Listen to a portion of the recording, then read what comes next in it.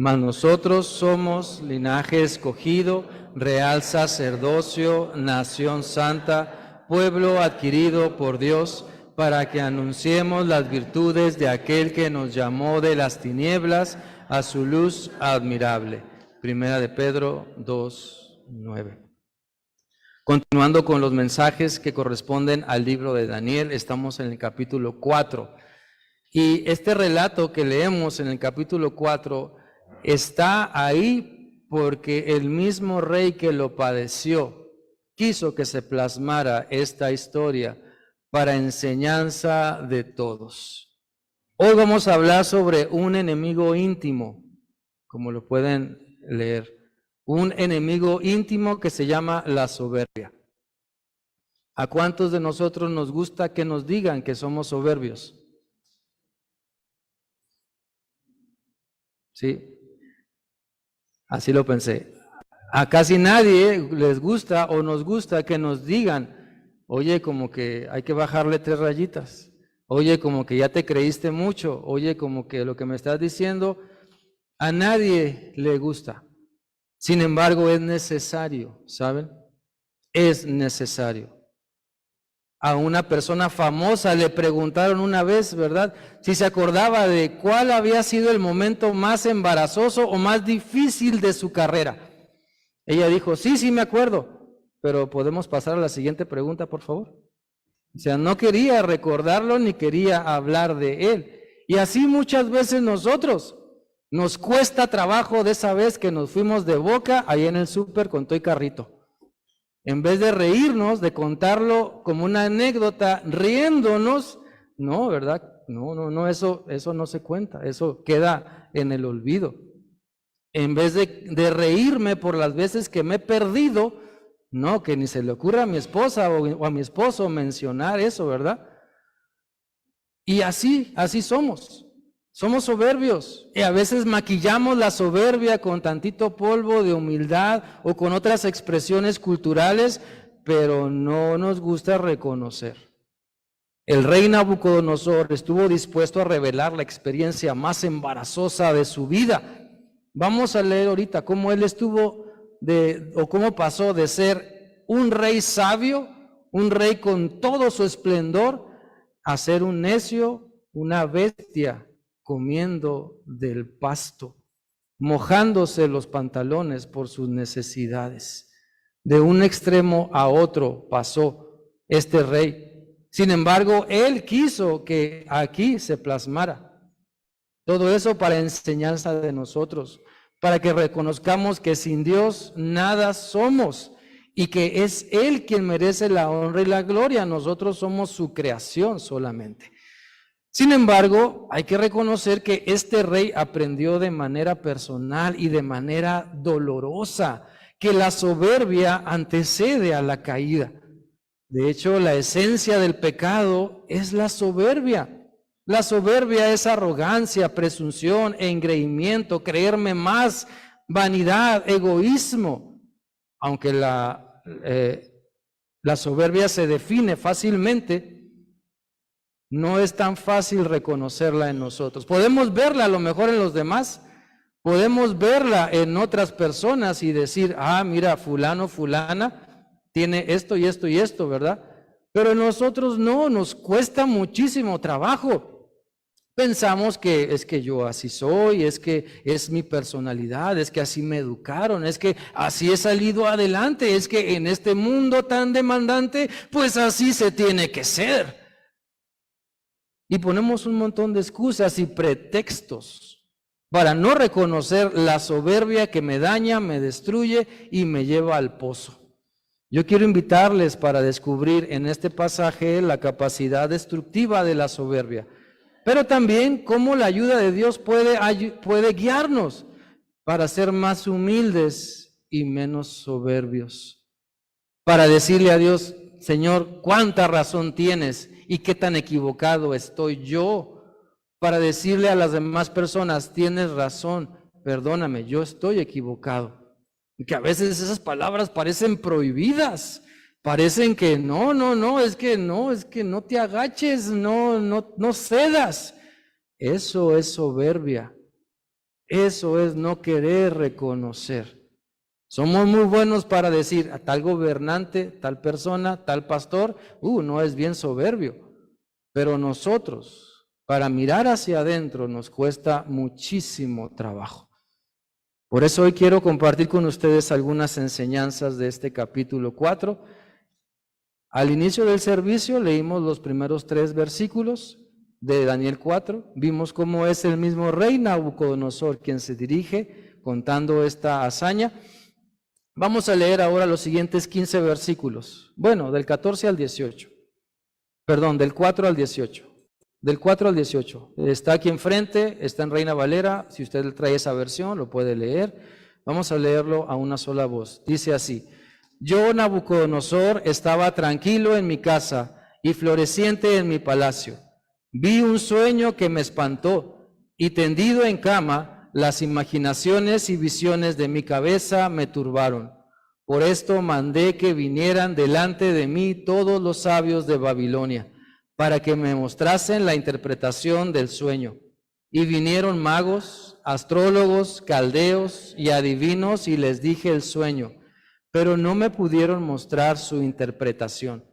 Hasta que entró Daniel delante de mí, cuyo nombre es Belsasar, como el nombre de mi Dios, y en quien mora el espíritu de los dioses santos.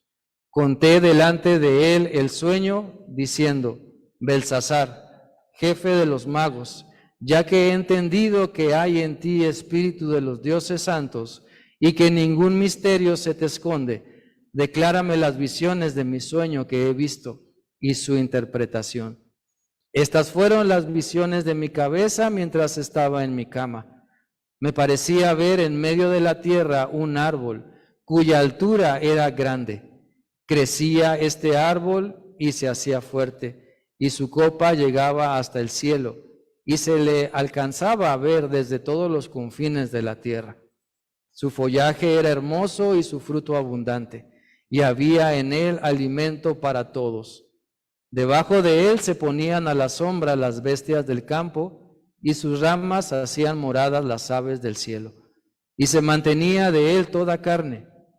Vi en las visiones de mi cabeza mientras estaba en mi cama, que aquí un vigilante y santo descendía del cielo, y clamaba fuertemente y decía así: derribad el árbol y cortad sus ramas, quitadle el follaje y dispersad su fruto.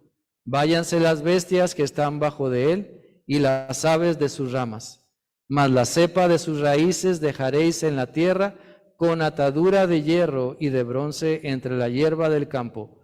Sea mojado con el rocío del cielo, y con las bestias sea su parte entre la hierba de la tierra.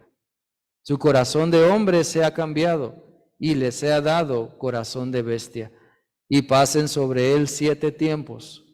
La sentencia es por decreto de los vigilantes, y por dicho de los santos la resolución, para que conozcan los vivientes que el Altísimo gobierna el reino de los hombres, y que a quien él quiere lo da, y constituye sobre él el más bajo de los hombres.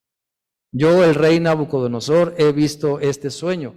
Tú, pues, Belsasar, dirás la interpretación de él, porque todos los sabios de mi reino no han podido mostrarme su interpretación, mas tú puedes, porque mora en ti el espíritu de los dioses santos. Oremos.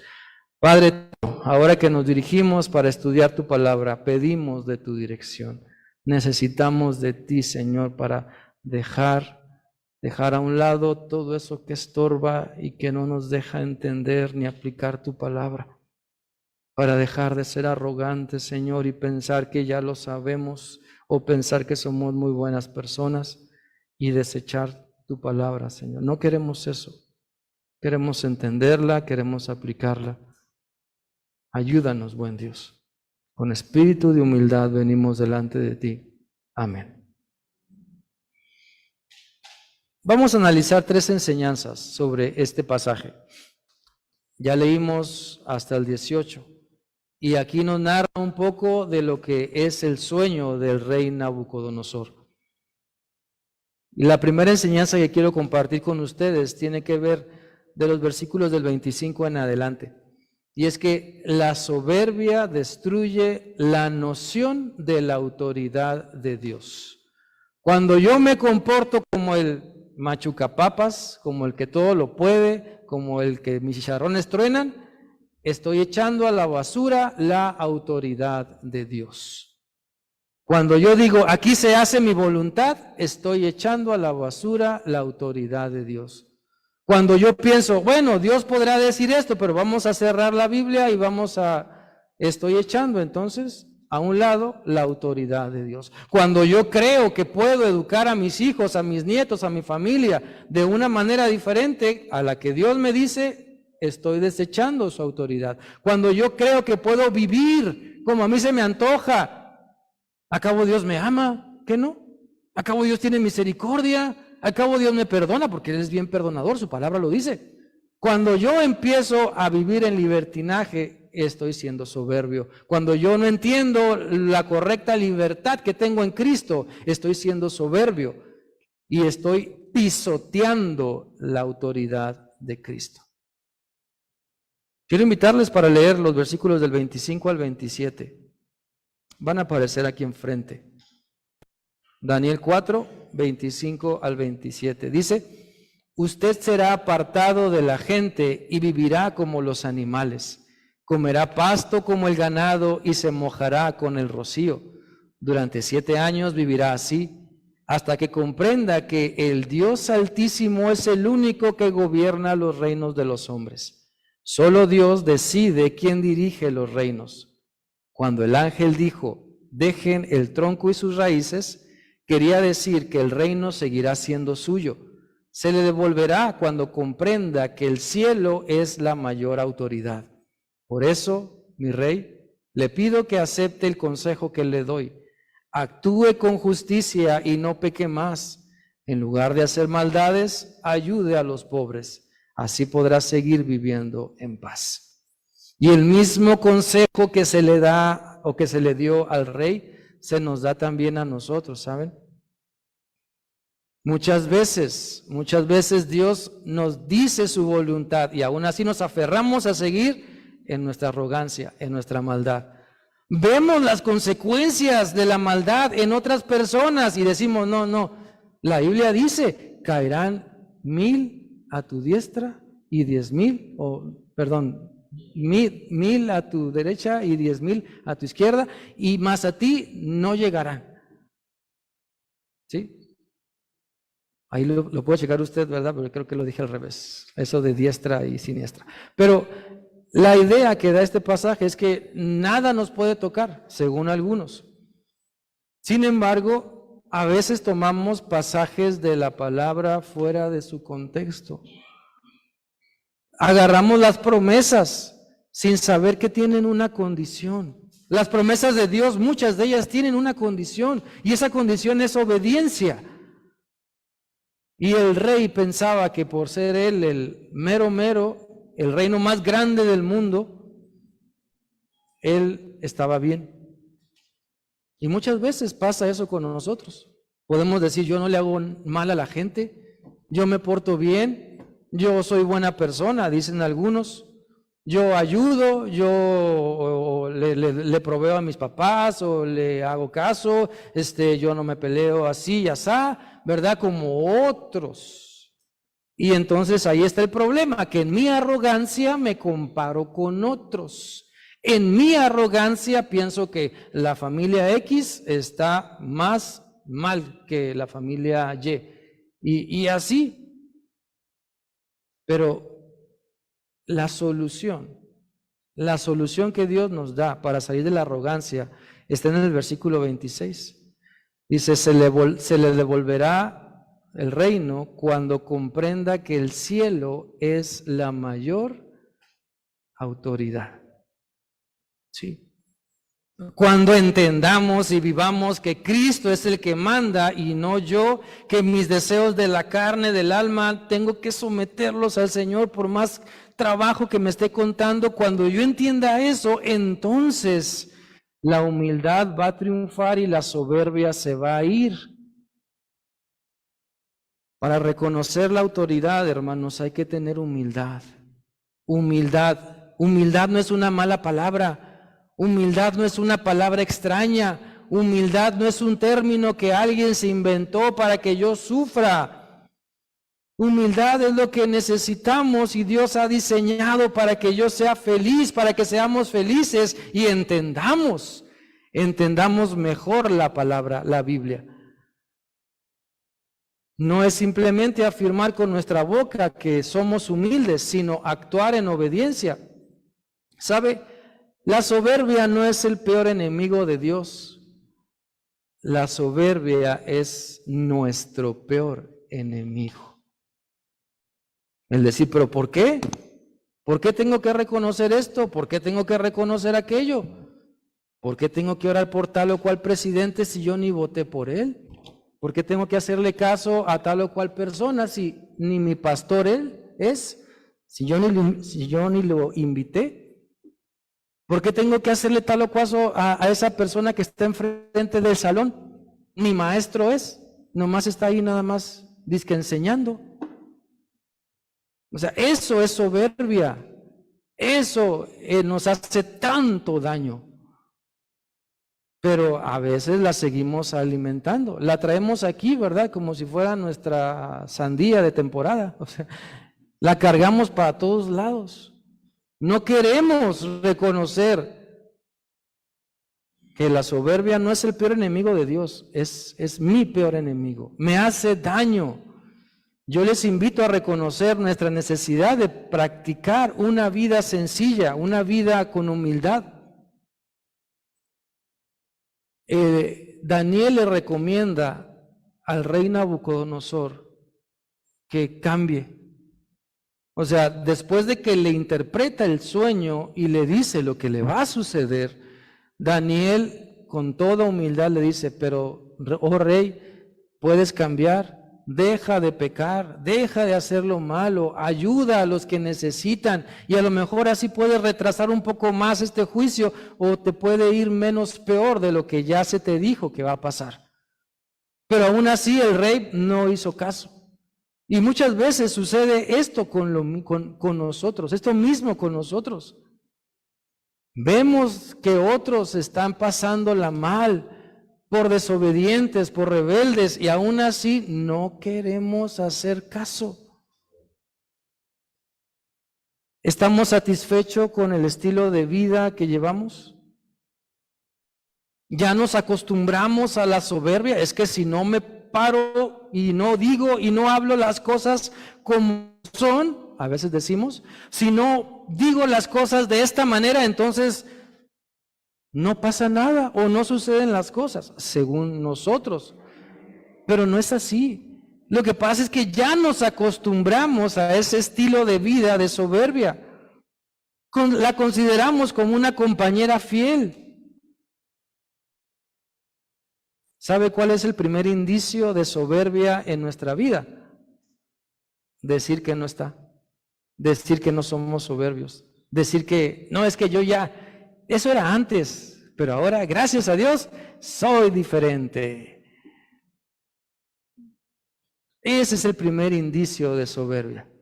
El decir, no, es que yo ya, gracias a Dios, ya eso ya pasó. Porque la Biblia dice, ¿verdad? Que si alguno está en Cristo, nueva criatura es. Las cosas viejas pasaron, he aquí todas son hechas nuevas, dice 2 Corintios 5:17. Y sí es cierto. Pero si yo no reconozco mis faltas, mis luchas, mi soberbia, me estoy comportando como lo que Dios no quiere que sea. Por eso yo les invito para que nos demos cuenta que la soberbia destruye nuestra noción de la autoridad de Dios. ¿Quién manda? Algunos podrán decir el patriarca de la familia, la matriarca de la familia, ¿verdad? O yo mero, o el papá o la mamá. ¿Quién manda? Pero la Biblia dice que Dios es el que gobierna, Dios es el que manda, ¿sí?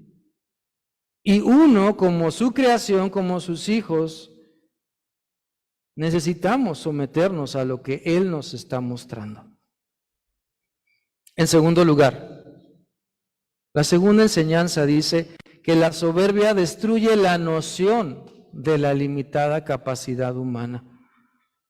Cuando yo actúo como que el que todo lo puede, el que no me dejo, el que yo hablo, yo digo y yo tengo la razón, entonces estoy destruyendo esa parte de donde el Espíritu Santo me está diciendo, oye, bájale, oye, sométete a Cristo.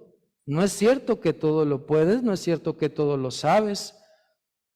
Tienes limitaciones. Busca a Cristo, busca a Dios para que te sea suplida esa necesidad. Miren, aquí podríamos tener un culto motivacional, ¿sabe? Ponemos una alabanza, un himno, nos ponemos a movernos y repetimos, yo todo lo puedo en Cristo que me fortalece, y salimos bien prendidos de aquí, ¿verdad? Y salimos a la calle y todo lo que sucedió aquí, ¡pum! Como la canción, ¿no? Todo se derrumbó. Ya, se olvidó. Y eso es lo que sucede cuando no analizamos, cuando no pensamos bien lo que estamos aprendiendo. Menciono esto porque Dios quiere que analicemos su palabra, que no salgamos igual, que reconozcamos la parte de la soberbia que me está afectando. Desde el joven o el niño que tiene que estudiar para su examen y dice, no, ¿por qué? ¿Para qué estudio? ¿Para qué? El principio de la soberbia. Desde la persona que sabe lo que tiene que hacer en su trabajo, pero no quiere hacerlo, ahí está la soberbia. Como personas sabemos que tenemos que orar, abrir la Biblia, leer, prepararnos nuestra comunión con Dios, pero no, o sea, ¿para qué? ¿Para qué? ¿Que no se vale nada más repetir 1 Juan 4:8? Dios es amor. Ay, Señor, ayúdame y ámame este día. Ya, con eso. Y ahí voy. Se los he dicho antes. Esto es como comerme en la mañana un gansito con una coca y traer eso en la panza todo el día. ¿Cómo me voy a sentir? Débil, cansado, con mucha hambre, sin fuerzas, molesto, desesperado por el hambre y todo lo que produce.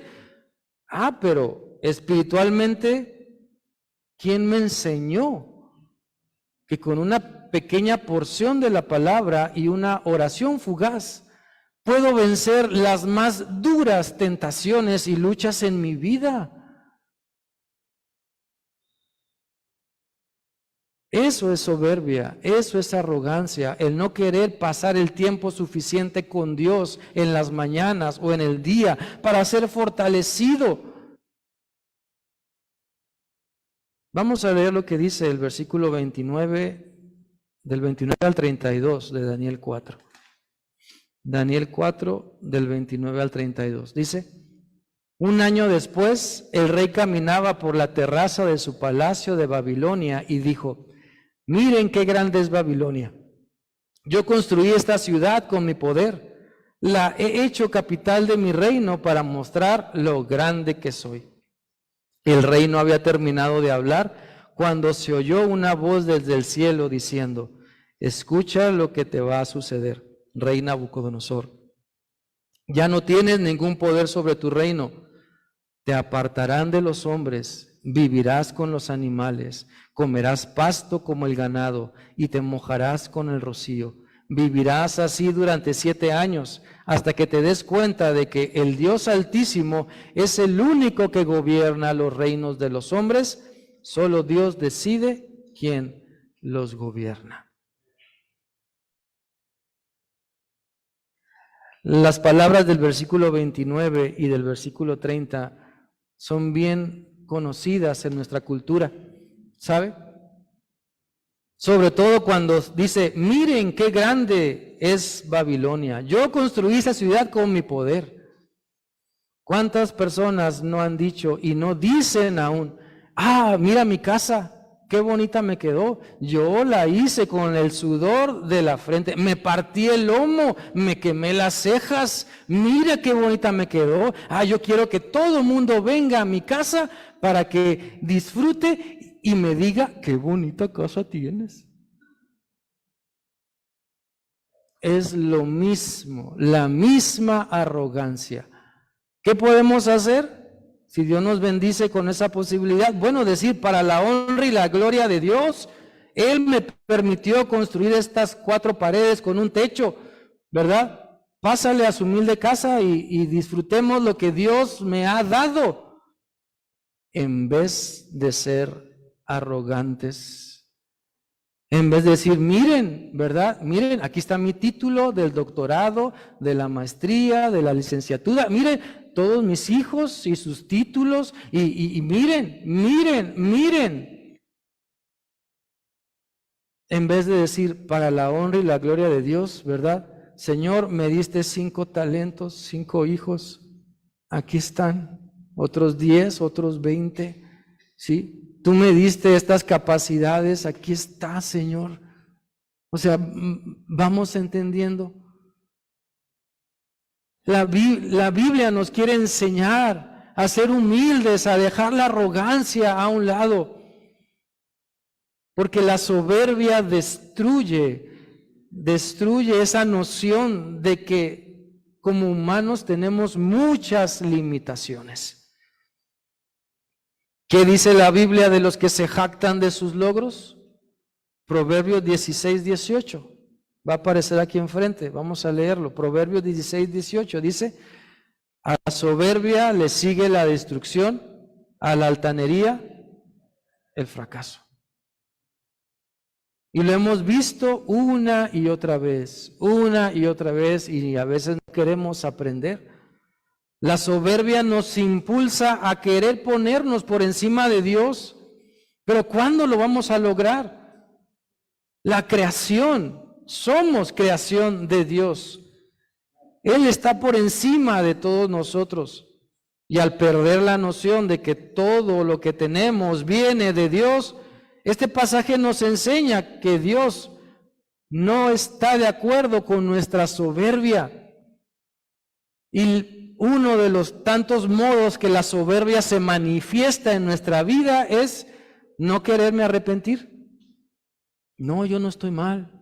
No, yo hoy sí oré, yo hoy vine al templo y yo sí, o sea, yo no estoy tan mal. Ese es el primer indicio de soberbia. En vez de decir, Señor, aquí estoy, y estoy aquí porque reconozco mi maldad. Estoy aquí, Señor, delante de ti porque en ningún otro lugar voy a encontrar lo que tú me puedes dar. No se trata de justificarnos a nosotros mismos en esa limitada capacidad humana y perder el piso, sino que Dios nos dice que hay esperanza cuando nos apartamos de la soberbia. ¿Le gusta a usted jactarse de lo que sus manos han logrado? ¿Le gusta a usted ser humillado por la grandeza de su boca? ¿A qué me refiero? Dice un dicho, ¿verdad? Que más rápido cae un hablador que un cojo. ¿Sí? Hay otro dicho que dice que de lengua me como 10, 20, 30, 40 tacos. ¿Sí? O sea, muchas veces lo que presumimos es lo que adolecemos. La persona que presume mucho de humildad carece de ella. Hay otro dicho que dice, dime de lo que presumes y te diré de lo que adoleces.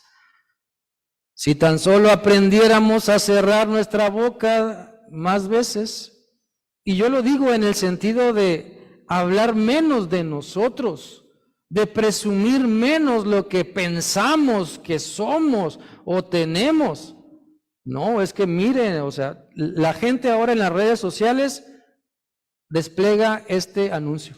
Miren este monumento, ¿sí? Miren esta persona, ¿sí? Miren sus cualidades. Y es la soberbia de lo que pueden hacer, de lo que son o de lo que creen.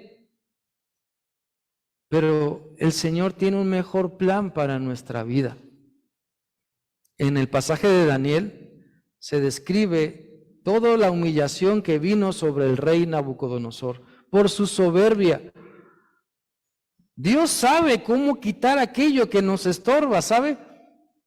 ¿Cómo la queremos nosotros? O sea, Dios sabe quitar lo que me estorba, pero ¿cómo la quiero? ¿Quiero que Dios venga y quite lo que me estorba por las buenas o por las malas? El Señor nos dice, escoge tú pues la bendición o escoge la maldición. ¿Quieres sufrir o quieres entender? Se cuenta la historia de que una vez había un hombre en una iglesia y este hombre tenía un mal hábito que estaba estorbando su comunión con Dios y dañaba su testimonio, su familia y a la iglesia. Pero no lo dejaba. Esta persona batallaba por dejar ese mal hábito. Un día esta persona pasó al frente a orar, ¿verdad? Y el pastor estaba ahí y decía y oraba, Señor, quita las telarañas de mi vida. Un domingo el pastor, cansado de escucharle lo mismo y lo mismo y lo mismo, se para, se arrodilla junto a él y empieza a decir, Señor, mata la araña, mata la araña. Y es que muchas veces así oramos, hermanos. Ah, Señor, tú podrás traer, por favor, reconciliación a nuestra familia, porque tú sabes el sufrimiento que estamos teniendo y esto y el otro, ¿verdad? Pero, ¿y en dónde está esa parte donde yo estoy reconociendo, Señor, la regué? Perdóname porque dije esto y aquello y me comporté así y asá. Debemos de pedirle al Señor que mate la araña de la soberbia en nuestra vida. Usted puede pedir a Dios que le quite los problemas familiares, pero pídale también que le quite la soberbia para aceptar su responsabilidad en tales problemas. Y eso es lo que no nos gusta. Ay, no, ¿verdad? ¿Por qué no predicó mejor el pastor del Salmo 23? ¿Sí? Pero el Señor sabe lo que necesitamos. Y en primer lugar, pues para uno también. Necesitamos pedirle al Señor que nos dé la humildad para poder tomar esa responsabilidad de los problemas que tenemos. Porque cuando hay un conflicto, ¿sabe? Hay un conflicto entre dos o más personas. Cada parte tiene una responsabilidad que aceptar. A lo mejor uno está orando, ¿verdad? Hoy, Señor, ayúdame porque tú sabes que yo tengo poquito, pero la otra parte tiene muchote, ¿verdad?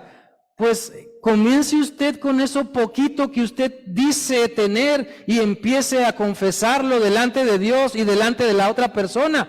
Y verá que cuando llegue con la otra persona y le pida perdón por eso que usted dice que es poquito, va a ver cómo Dios le suelta la lengua y le empieza a recordar que eso poquito se ha convertido en muchote. ¿Por qué? Porque tomó la iniciativa de ser responsable e ir y dejar la soberbia a un lado. Segundo de Reyes 19:28 dice, por cuanto te has airado contra mí, por cuanto tu arrogancia ha subido a mis oídos, yo pondré mi garfio en tu nariz y mi freno en tus labios, y te haré volver por el camino donde viniste. La soberbia no es nuestra dulce compañera. La soberbia no tiene nada que hacer en la vida de los hijos de Dios, en la vida de aquella persona que quiere cambiar, que quiere ser transformado, que quiere la ayuda del Señor. La soberbia entonces destruye la noción de la autoridad de Dios, destruye también la noción de nuestra limitada capacidad humana y en tercer lugar, la tercera enseñanza, la soberbia destruye la humildad necesaria para que Dios nos restaure. Si somos soberbios, no va a haber restauración. Si yo no me dejo ayudar, ¿cómo me va a ayudar Dios entonces a restaurarme? Si yo me aferro en que no, entonces, ¿cómo le va a hacer Dios? Quiero que baje un ángel del cielo, quiero una señal en las nubes para que me haga entender qué es lo que quiero, qué es lo que busco. porque en medio de mi soberbia no puedo entender. La soberbia destruye la humildad necesaria para que Dios me restaure. ¿Y qué es restauración? Dejarme mejor que como estaba antes. Cuando usted restaura sus zapatos, pues quedan mejor que antes. Si restaura su cocina, pues queda mejor que antes. Dios quiere que quedemos mejor que antes, pero necesitamos humildad para dejarnos ayudar, para buscar la ayuda necesaria. Yo quiero invitarles para ser humildes y poner nuestros ojos en Dios. Vamos a leer Daniel 4, del 34 al 37. Daniel 4, del 34 al 37. Dice así: al cabo de 7 años, yo, Nabucodonosor, dejé de estar loco.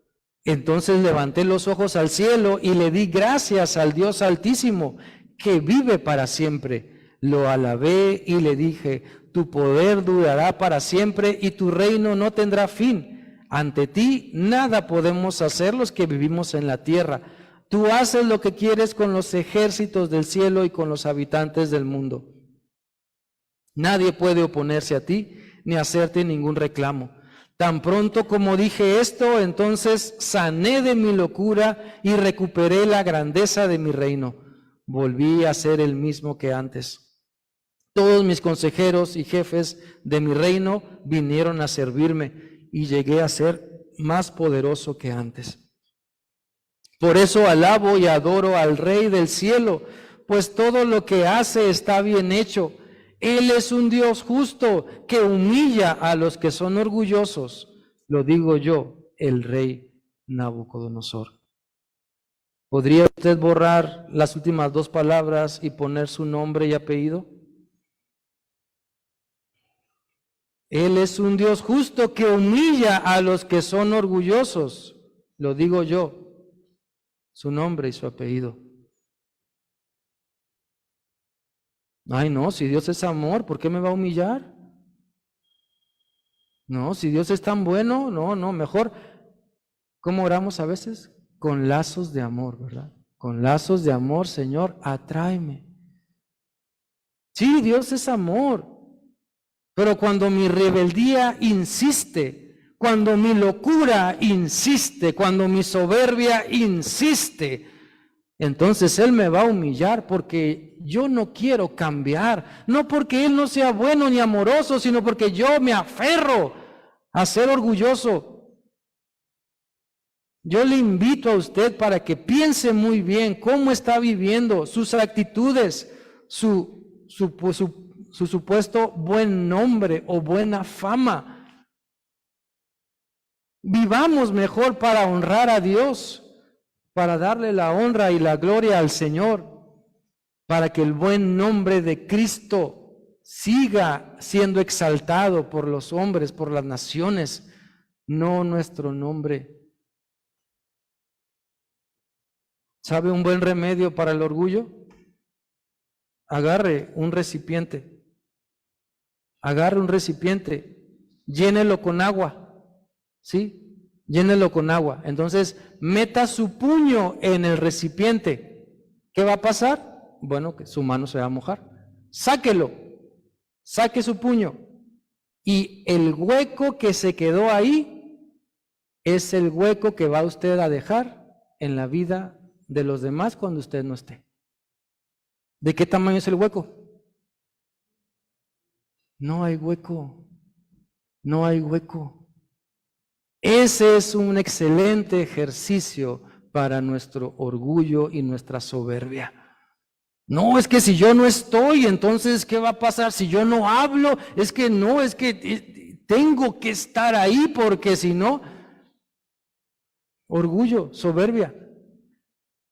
Llamémosle nosotros con la cara o con el nombre que querramos. Delante de Dios estoy siendo orgulloso y soberbio. Dice la palabra del Señor que Dios es un Dios justo que humilla a los que son orgullosos. Y quizá Dios ya me ha humillado miles de veces, pero no quiero entender. Ya me ha dicho que por ahí no, pero ahí voy otra vez. Ya me ha dicho que esa actitud, que ese carácter, ese pensamiento, esa forma de ser, no, pero ahí le sigo. ¿Por qué? Porque soy orgulloso.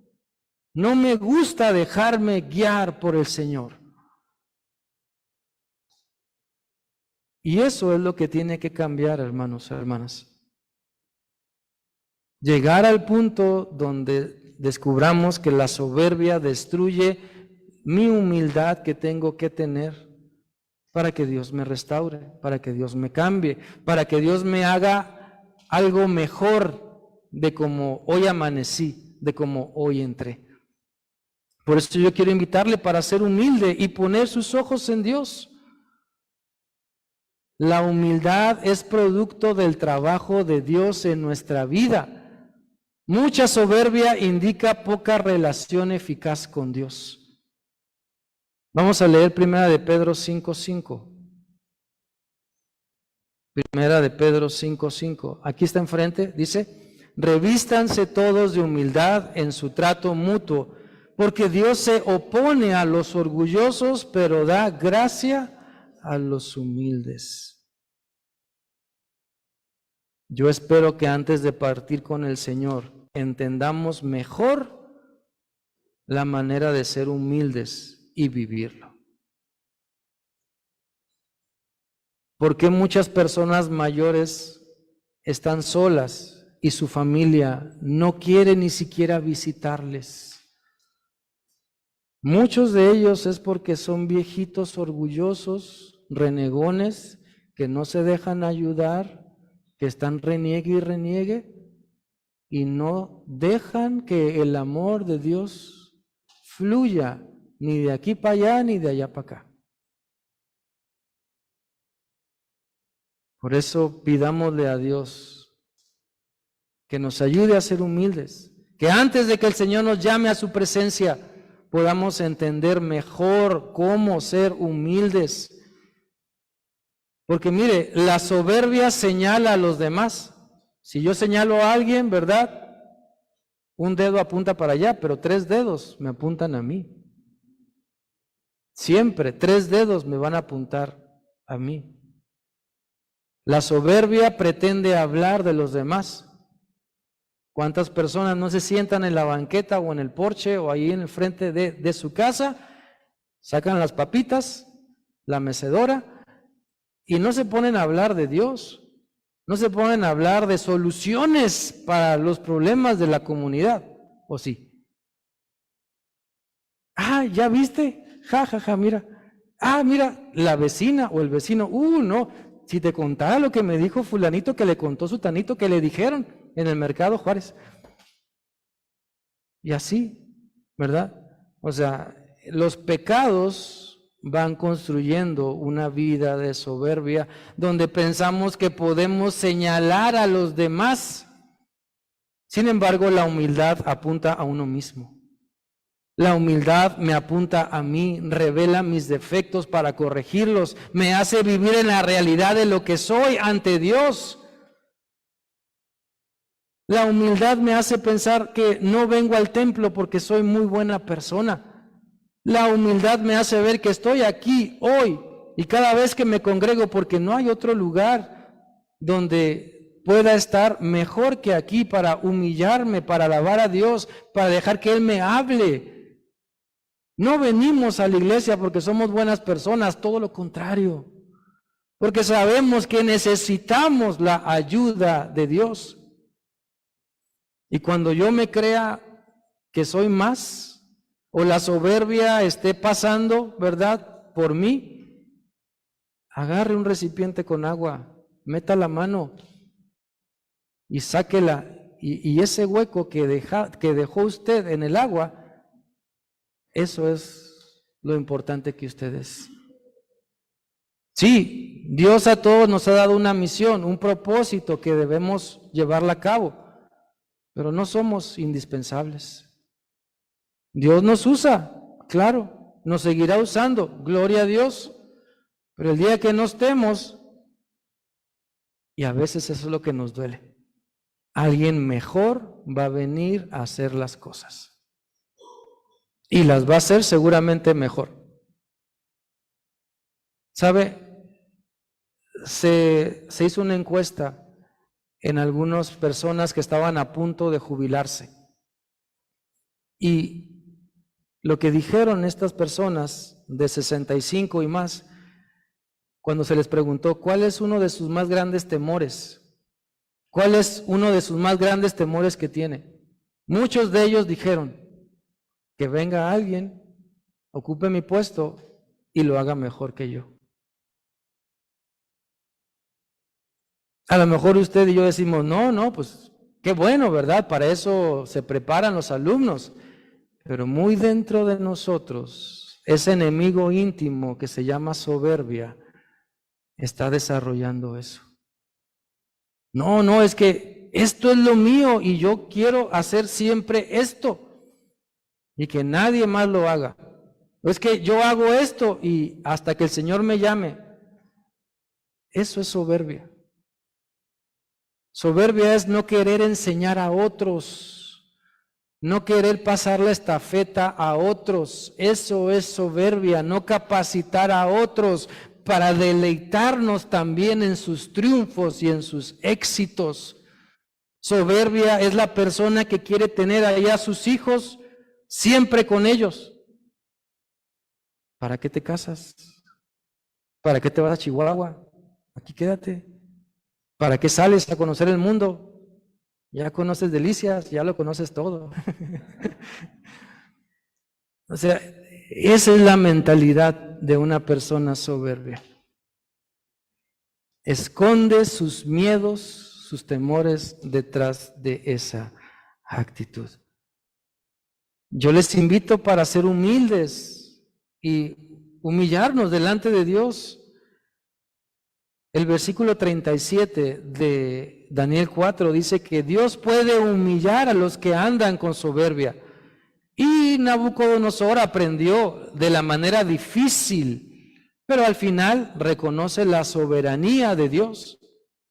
Nadie estamos exentos de pecar de soberbia, sobre todo cuando Dios nos bendice.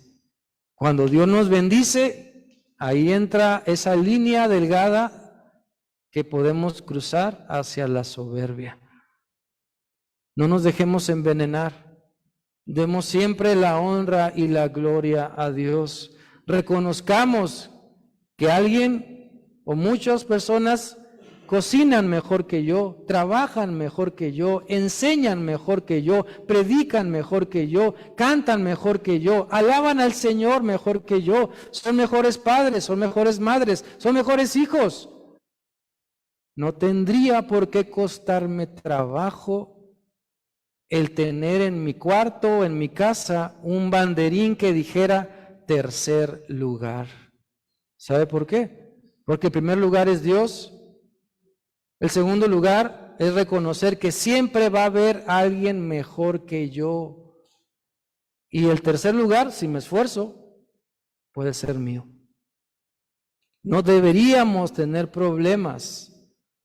Pero muchas veces nuestra soberbia gana la batalla. Para poder vencer la soberbia, quiero darles 3 consejos así rápidos. Número 1, reconocerla. Hay que reconocer la soberbia, no decir los otros son soberbios. La familia de mi esposa o la familia de mi esposo o aquellos vecinos, no, reconocerla nosotros. ¿Sí? Si queremos vencer la soberbia, hay que reconocerla. Benjamin Franklin apuntó alguna vez diciendo, ninguna de nuestras pasiones naturales es más difícil de dominar que la soberbia. Tan sencillo como esto. Cuando usted tiene un hijo, una niña o un niño, y está el niño aprendiendo a hablar, ¿qué es lo que usted quiere que diga primero? A ver, dígame. Si usted es mamá, pues mamá. Y si es papá, papá. Ajá. Y si no lo dice, ay, verdad, hijo, ya, te la voy a guardar porque dijo primero mamá, o te la voy a guardar porque dijo primero papá. La soberbia disfrazada de muchas maneras en nuestra vida. Practique de vez en cuando o todos los días ese ejercicio del frasco lleno de agua.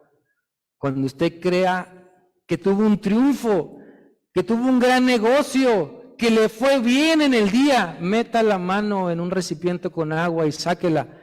Y de ese tamaño es su éxito. De ese tamaño es su éxito.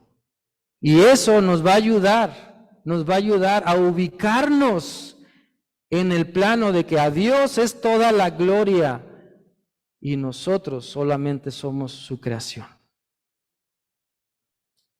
Es importante esto. Entonces reconozcamos la soberbia. Número 2, expresemos gratitud con frecuencia. ¿Qué tan agradecidos somos? Dios inspiró al apóstol Pablo para escribir ahí en primera a los Tesalonicenses 5:18, dad gracias a Dios en todo. Lleve un diario de gratitud, por ejemplo, durante un día anote 5 cosas que sucedieron por las cuales está agradecido y dé gracias a Dios. Esto cambiará su vida, se va a concentrar en lo que tiene y no en lo que le falta. Pero si se concentra en lo que no tiene, pues siempre va a estar amargado o arrogante. En cambio, si es agradecido, porque expresar gratitud ayuda a romper ese tipo de soberbia. Primero entonces reconozcamos la soberbia que estamos abrazando. Número 2, seamos agradecidos. Gracias Dios por la cama, por la almohada. Gracias Dios por la baba. Y también planchaba, ¿verdad? O sea, gracias Dios por todo lo que me das, por las naranjas, por las sandías. Gracias Señor por los tenis o porque ando descalzo. Gracias Señor. Gracias.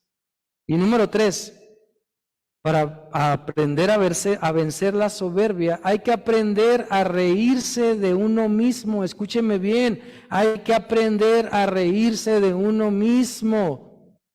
Sí, párese frente al espejo, agárrese la barriga y hágale así, y ríase, ríase. Dice un proverbio chino, dichosos los que ríen o los que se ríen de sí mismo, porque nunca dejarán de divertirse. Dichosos los que se ríen de sí mismo, porque nunca dejarán de divertirse. Párese en las mañanas y mírase al espejo y no diga, ay, no, ríase. Diga, ah, caray, me están creciendo las orejas. Ah, no, se me está cayendo el pelo. Nada más. O sea, ríase de sí mismo. Si usted no aprende a reírse de sí mismo, se va a enojar, se va a molestar, se va a poner en un plan soberbio cuando otros quieran bromear con usted por cómo camina, por cómo es, por cómo habla. Pero si usted no aprende a reírse de usted mismo, entonces está perdiendo el tiempo. Vaya, cuánta diversión no nos hemos perdido. Las personas orgullosas raramente se ríen de sí mismas. Y el hacer bromas de nosotros demuestra que por lo menos estamos decididos a vencer el orgullo, a vencer la soberbia. Yo quiero invitarles, hermanos, para que podamos entender que es hora de despedir a ese amigo íntimo, la soberbia, a poder ser más humildes, reconocer cuando no actuamos bien. ¿Desde cuándo no vamos con una persona y le decimos, oye, déjame contarte algo que me pasó, fíjate que me caí, fíjate que la regué, fíjate que dije algo que no era cierto, ja, ja, ja? ¿Desde cuándo? Esas cosas a lo mejor usted las tiene bajo llave y caja fuerte. A lo mejor usted las tiene bajo dinamita porque ya las quiere destruir. Pero mientras no logremos eso, la soberbia seguirá susurrando a su oído y seguirá diciéndole, no te dejes, no te dejes. Mientras no nos humillemos delante de Dios, la soberbia le seguirá diciendo, desquítate ahora que tienes chance, no perdones, no olvides, regrésasela. Mientras no nos humillemos a Dios, a esas voces le haremos caso. Mientras el Espíritu Santo quiere mostrarnos un camino más excelente, como dice 1 Corintios 12, y empieza el capítulo 13 a decir sobre el amor que perdona, el amor que todo lo soporta, que todo lo puede, el amor que Dios quiere que vivamos porque Él ya nos lo mostró así, específicamente de esa manera. Vamos a orar y quiero invitarle para que acepte el desafío que Dios tiene para usted. El poder de Dios destruye la soberbia en su vida. Empecemos a ser humildes. El poder de Dios destruye la soberbia en su vida. Empecemos a dejar que Él nos transforme. Dios, aquí estamos delante de ti. La honra y la gloria sea para ti. Gracias porque eres bueno. Tu misericordia es para siempre. Pero también eres justo.